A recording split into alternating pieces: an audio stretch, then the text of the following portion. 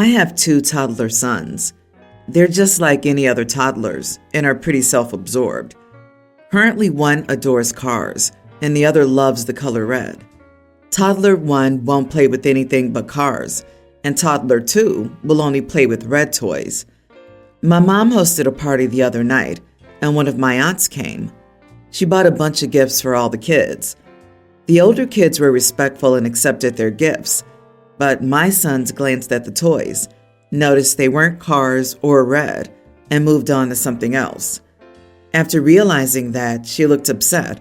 I thanked her for the toys and joked about how unpredictable toddlers are, but she rolled her eyes and said, "That was rude." I told her they were toddlers, and she said, "So?" My kids knew how to say thank you by age 3. I told her they can say please and thank you, but they're still learning. She made a noise and said, "Learning to be rude." I told her she was being a little sensitive and that they were babies. They don't even understand the concepts of being rude or ungrateful. She got annoyed and said, "Fine then, don't expect any more presents after today," and that she hates entitled parents like me who are blinded by their children and think they can do no wrong. I said, whatever, and told her she could keep the gifts she bought for today, since my kids couldn't care less about them. She got all red in the face and said now she knew why the boys were so rude, but I just grabbed the kids and my husband and left. I was extremely angry, but now I'm just in disbelief. Who gets offended by a toddler? My mom says my aunt is very upset with me and is threatening to uninvite us from her Christmas dinner my aunt is hosting this year, unless I apologize and promise to raise my kids better. My mom thinks we're being ridiculous and I should just say sorry, but I said no. Am I the idiot? I just can't wrap my head around why she's so angry. Edit. First, to be more specific, the boys are young toddlers. Second, I feel I made this clear, but I apologized and thanked my aunt before anything else. The boys had already run off to their dad and were preoccupied with him by the time I got to my aunt. So dragging them over and trying to get a thank you out of them felt like a waste of time for all of us. I'm not saying she isn't allowed to feel hurt, but she didn't have to say anything about my kids. You are the idiot. I don't think it's so much that she's offended by toddlers, but by you just allowing them to be rude in her home and doing absolutely nothing about it, and instead making up excuses. As a parent, you should be trying to correct that behavior now, so it doesn't persist as they grow up. How hard could it have been to say X? Say thank you to your auntie for the presents, or something along those lines. What do we say? Would have also worked. I could go on. You should apologize. I think everyone's behavior left something to be desired, but your aunt was much, much worse. So I'll go not the idiot. She was 100% out of line for reacting so seriously to toddlers not having proper manners. Of course they don't. And making demands of you as a parent, i.e. the promise to raise your kids better, absolutely takes the cake. Extremely presumptuous and self-congratulatory. She should have kept her assessment of your sons or your parenting to herself, as it's frankly none of her business. My nephew at 3 just fundamentally didn't understand gifts. I gave him a bag to open. He got the soft toy out, looked at it for a moment with total ambivalence, then threw it behind him and started admiring the gift bag and saying, "Wow." We all just laughed because he's a toddler. He's 11 now, and I can assure OP he has excellent manners and always says thank you for gifts. To me, nothing's more impolite than an adult getting offended by the actions of anyone under 5 years old. Aunt got annoyed and said, "Fine, then don't expect any more presents after today," and that she hates entitled parents like me. She got so mad she basically said she hates you. Aunt adds, "Unless I apologize and promise to raise my kids better," and then wants you to debase yourself to soothe her wounded pride. Your kids are just starting to be verbal, and your aunt is flipping like this over lack of verbal expressions. She needs to get over herself. She should probably get assessed for some kind of personality disorder, because I can't understand why she would react so hostile to literal babies. Mini update. I sincerely believe there was no reason for her to get so angry, but I understand I was rude and will apologize. We won't be attending her Christmas party, though. Thanks for all the comments. I appreciate the nice ones with constructive criticism. I-25 female just got engaged to the love of my life, Ben, 30 male. We wanted to throw an engagement party and let our families get to know each other better. My sister, Avery, 31, the favorite among all family members our whole lives, came back home the week before the engagement party. She's been traveling worldwide, Southeast Asia, Africa, Middle East, as a physician, and has now opted for a change in her life. She's always had the spotlight. Even at my high school graduation, she wasn't even there. Everyone mentioned how amazing she was because we went to the same school and how I had followed in her footsteps. Wherever she goes, she makes everyone else disappear. Before the party, I told her how this party was important for both Ben and me. I asked her to, for once, let the day be about me. She agreed. During the party, everyone from my side of the family just briefly saw us and went to Avery to ask her about her adventures in Uganda or Yemen. In just half an hour, she had the whole family around her.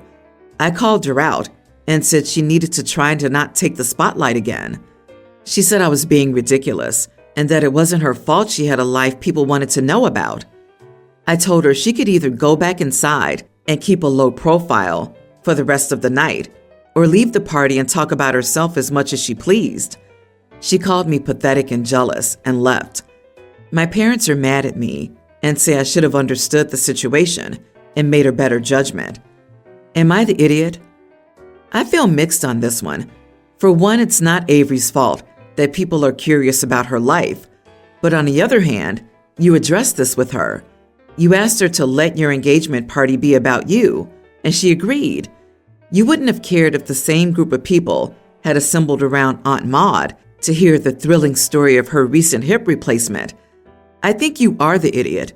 If you wanted your sister to make herself small and silent, you shouldn't have invited her. OP's not the idiot. If she can manage to become a physician, she should also be able to divert attention away from herself. She ignored your request. She's the idiot. While your parents may undoubtedly be proud of her, they should be proud of both their daughters and understand your feelings. They're also the idiots here. This does not bode well for your wedding. Hi, Aunt Jane. Yes, I'm well. I would love to discuss my travels with you, but maybe another time. Tonight is about OP and Ben. How hard is it? And what's next? The older sister suddenly finds a guy who decides to propose to her during OP's wedding dinner? And when confronted, I would say, but I'm in town for a few days, and that's why my fiancé decided to propose to me, right now, in the presence of our family. The family members wouldn't see anything wrong with that either. I, 24 male, still live with my parents until my house is ready, but I don't live for free. My brother, 36 male, lived with his wife, and when she got pregnant, he had to work overseas for an indefinite period. Talking to my parents, they decided that my sister-in-law would stay with us so she wouldn't be alone during the pregnancy and labor. No parents are alive from her side. I don't have a close relationship with my sister-in-law. Last Thursday, my parents were out of town to run some errands, and I was at my job, 10 minutes from home. My sister-in-law is without a car. Things about my work. I'm a lawyer. Some months of the year, I have a jury as the leading lawyer. There's no prohibition on the use of cell phones, but I can't use them all the time in cases. And as the main lawyer in the case, there's no chance of me leaving in the middle. This happened last Thursday. My sister-in-law called my phone, so I hung up the call. She sent me several messages that demanded I go home as she was in labor and needed someone to take her. I said I was working and couldn't leave for the next hour, but she could call an Uber or ask a friend for help because I couldn't at the moment. She seemed irritated and replied, "Your nephew will be born. Your work can wait to help family." Me, "I'm sorry, but I'm busy and it can't wait." Her, "Don't you think your nephew's more important than this?" Me, without patience and needing to focus, Not right now. Ask someone else for help. I turned off the phone, and it took a whole day. My nephew is healthy, and my sister-in-law got a ride with a friend of hers who lives close, 15 minutes to home. My parents and brother are criticizing me for refusing to help her and choosing my service. And even though I say it was unfortunate because it was just the only day in 3 months that I couldn't help that she went into labor, it didn't do any good because they're saying that I showed my true colors and that it was clear that my work comes first. Am I the idiot? Not the idiot. Oh, the hypocrisy to accuse you of putting work first when the father of the kid clearly put his work before the birth of his child. Keep asking, where was the father? Where was the father? Every time they accuse you of putting your work first. Also, if sister-in-law is so close to labor, why did both parents have to run out of town errands? Seems like one should have stayed behind since you were working. Sure, I get why the family was upset initially, but it was a communal screw-up with zero contingency planning. That's on everyone. Well, everyone except OP. Seriously, if sister-in-law could repeatedly text and call OP, she could have called a friend or an Uber. Everyone made choices here. Sister-in-law and brother-in-law raw-dogged. Brother-in-law decided to work overseas. Parents left while sister-in-law was near her due date. Depending on how progressed the labor was, sister-in-law could have driven herself. This mess isn't OP's fault, and as far as we know, no one was in danger. What a crap show, and I'm sorry you're now the scapegoat. What a mess. Everyone's the idiot here, but sister-in-law. Jesus, your poor sister-in-law, married into a family with no one who gives a crap about family. Your brother's abroad, your parents are out, and the only family member she can reach doesn't know how to tell the court he's having a family emergency. As a fellow lawyer, OP, when your law degree is more important than your family, when it brings you to treat your own brother's pregnant wife in labor like this, it's time to check yourself for burnout because that's not normal. Unless you have some reason to hate your brother, this was really bad prioritizing. My 18 male mom was catfished. She had an emotional affair with and sent money to a scammer pretending to be a celebrity. The $8,000 she sent to him throughout being scammed was one thing, but what made Dad's decision to go through with divorce straightforward was the nauseating lovey-dovey messages between the two of them, including one where she told the scammer she was planning to leave us for him. Last night she came over and asked Dad for a second chance. She wants to be with us again. She said that she was sorry and that it was her fault. Dad was too stunned to say anything. He just stared at her incredulously when she said she wasn't in the wrong, then looked at me while struggling to find the words. So I jumped in. I reminded her that she promised the scammer that she would leave me and Dad for him, and that it's her fault we don't want anything to do with her. She said I can't blame her since she was manipulated, and it was like victim blaming. Not the idiot. She was swept up in an emotional affair with a celebrity, lost thousands of dollars that was no doubt half your dad's money, then was planning on leaving you both, regardless of it ending up being a catfish situation. In the end, she still did all these things. She made her bed. She can now sleep in it. Calling this victim blaming is an actual joke. Victim blaming is for stuff like getting mugged, wrong place, wrong time, etc. She had an emotional affair. Yes, she was a victim of theft and manipulation, but she either thought she was having a real emotional affair, or she sent the money and said that because why? No reason? Or to put it another way, she's the one who said the words she did. Whatever led up to them, you can't unring a bell. I'm sorry, I'm going to go to the bad place for laughing. I shouldn't laugh, but really, I'm curious about what she thought the celebrity needed $8,000 for. The number of middle-aged women from the middle of nowhere who were convinced that Johnny Depp is in love with them and needs their money is stunning. I don't feel bad for her. She said she was willing to leave her family. Well, she got her wish. My daughter is a few months old and breastfed. I'm vegan, my husband isn't, and our toddler is vegetarian/veganish. He doesn't like animal dairy but will ravish eggs. We don't cook meat in the home, although my husband eats it out of the home, and our toddler isn't a fan. Before anyone jumps on my butt, he's been introduced to it because his dad eats it. He just prefers fries. Same kid. Anyway, I took my daughter to my parents' house about a week ago. My mom is also vegan, so we ate our tofu and rice. My daughter has just started solids, so she's also going ham on my plate. My parents' dog ate more than I did. My younger sister, 15, had her friends over. They were having burgers or something and watching me with my daughter. After I ate, I nursed her, and one asked if I was vegan. I said yes. She got this weird kind of look and asked if my baby was going to be vegan. I just kind of shrugged because, she could be a dairy-hating fry fiend like her brother or a cheeseaholic like her daddy. Maybe, maybe not. My sister's friend nodded and spoke to me a little more before leaving. I thought it was a little odd but shrugged it off. Teens are weird creatures sometimes. Anyway, unbeknownst to me, this teen had decided I was a crazy vegan crunchy mom. There are a few TikTokers who are apparently stupid about their kids' safety and happen to be breastfeeding vegans. Like yours truly, I thought all was well. My sister sent me a link on the importance of a balanced diet for kids, among a few other bits, and eventually I called her. I was like, what the hell? And she started going on about how I was a bad mom. I told her to watch her mouth, and she blew up and said that I was the one with the crunchy vegan baby.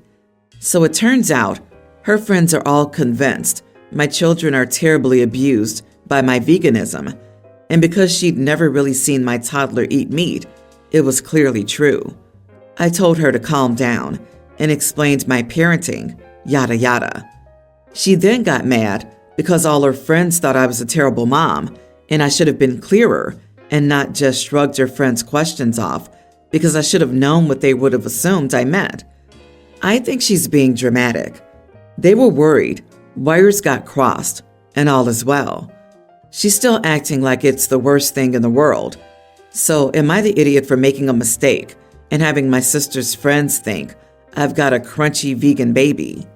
Are you the idiot because of something that ignorant teenagers think about? Something they have no actual knowledge of? Let me think about that for a minute. No, not the idiot. Your baby can't be vegan. She's literally drinking mammal milk. Secondly, how you parent your children or what you feed them is none of their business. But she didn't explain to the ignorant teenagers in detail, so it's all OP's fault that her sister called her a bad mom. She owed these teenagers, the quintessential guardians of good parenting, a thorough explanation.